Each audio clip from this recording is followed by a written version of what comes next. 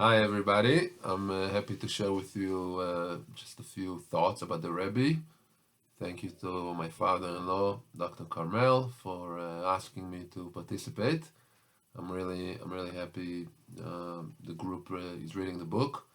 I think this is great, and I'll tell you I just want to share two thoughts about the Rebbe. But first, let me tell you about myself and how am I connected besides being family with Carmel's, which is always great. But how am I connected to the Rebbe? So, just real quick, when I was about 12 and a half, I watched a film about the Rebbe.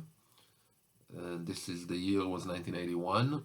I grew up in a religious home, not ultra Orthodox, but what we call the modern Orthodox, or sometimes it's called in Israel religious Zionist, which is needed kippah, you know. Um, so this is how I grew up. My father is a Talmud professor and a very learned professor, and a very big Torah scholar. So as a kid, he trained me to the best of his abilities with making me interested in studying Torah. And so this is the environment I grew up with. And then one day, I watched this film about the Rebbe. The Rebbe was alive and well at the time. I knew the name, the Lubavitcher Rebbe, but I never really seen any footage or anything. And remember, this is of course before the internet and everything. So watching a movie was a different experience once. And so here I am. I'm 12 and a half years old, and I'm sitting in this theater in Petach Tikva, in the town where I lived, in central Israel, not far from Tel Aviv. And I'm watching this film, and this film kind of blew my mind, and it made me really want to go to Brooklyn. And I said to myself, wow, if this is available, then I want to go there. And it took me a while, it took a couple of years, but I got there at 15 and again at 16. And then at 16 and a half, I just flew one way to the United States, and I joined the Rebbe's yeshiva, and I stayed there for many years. Eventually, I met my wife Jody and got married. This is why I was in America, and this is why we met actually. So, all right. So the Rebbe, I was very affected by the Rebbe. I was there in those teenage years, and so it really helped shape my personality and my worldview and my understanding of Torah of Judaism. And I'm very grateful to the Master of the Universe for arranging it for me to be interested in the Rebbe and actually making it to Brooklyn, and everything worked out. So I always thank Hashem for that. And in terms of the Rebbe, I want to say about him 2 points. There's so many things to say about him, and I study his ideas, his Torah ideas. I read his letters, and I hear so many stories about him for all these years. So really, his personality, you could probably see it in the back of the door, a little picture that I have of him. I've got a couple other pictures. And his personality is very present in my life, in the life of my family. And we try to emulate his behavior on all kinds of fronts. And I want to choose 2 points to speak about. One point is how the Rebbe treated human beings, of course, mostly Jews, because that's the environment, but not exclusively Jews. I choose the word human beings specifically because it is a more universal approach that the Rebbe has, and the respect that he exhibited for every human being, just in interactions. He wasn't so much on the street. He was mostly in his room, and then in the synagogue and in the study hall.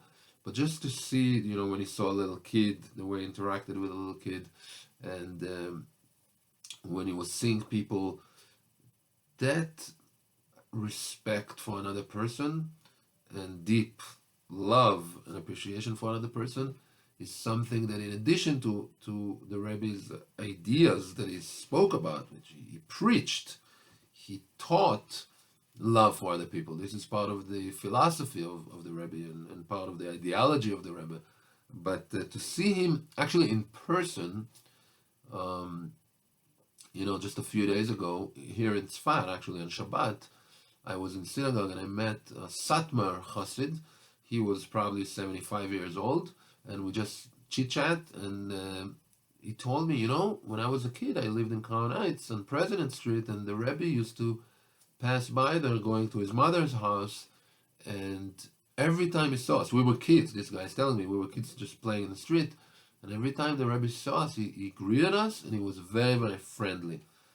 Now, this is especially an interesting point when we talk about somebody who is a genius, because we all know people are very smart, and we all are familiar with the ways of the world, and usually people who are like big professors or big geniuses, they usually, in their own thoughts, and not always treating others so beautifully, not because they're not good people necessarily, but just because they're so busy with their own thoughts. They're so focused on the ideas that they are streaming in their mind. And this is unique about the Rebbe, because we do know that we experienced him speaking for hours and publishing so many discourses and so many ideas. We obviously, whether we're Hasidic or not, whether we agree with him or not, we all know that we're talking about somebody who exhibited some serious cognitive abilities, like very, very high abilities.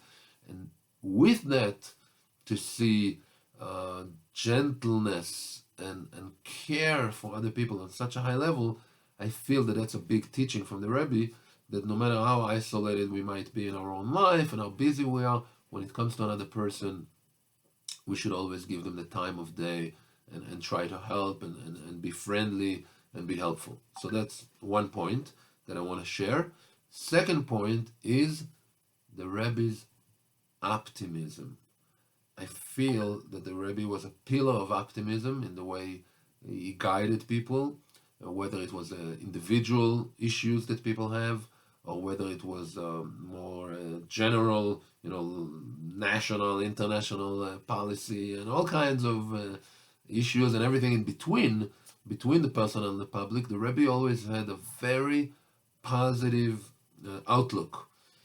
He always encouraged people to look at the bright side of things, and he always taught us to find, whether it's within another person, if you meet somebody who is a negative person, to always try to find the positive side of them, or in our own life, when something happens that is not according to our plan, or God forbid there's an accident or a crisis of sorts, the Rebbe was always optimistic and always trained us to not spend so much time worrying and being in an anxiety about what might be wrong and what could be worse.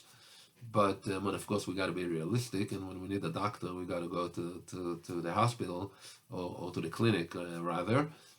So it was very practical. We're not talking about some mystical optimism that is not grounded in reality. That's not what I'm referring to. It's very, very grounded and very practical, but at the same time, to spend our mental energy on positive thoughts and on gratitude for all the good things that we have. So these are 2 points that I have quickly to share with you. There are obviously many, many others. And I was thinking maybe if I send this video and you could watch it, if you have any questions, we could do a little call, like some kind of a video call, and then I can answer questions everybody might have. So I hope you enjoy those few words, and maybe we'll talk again later.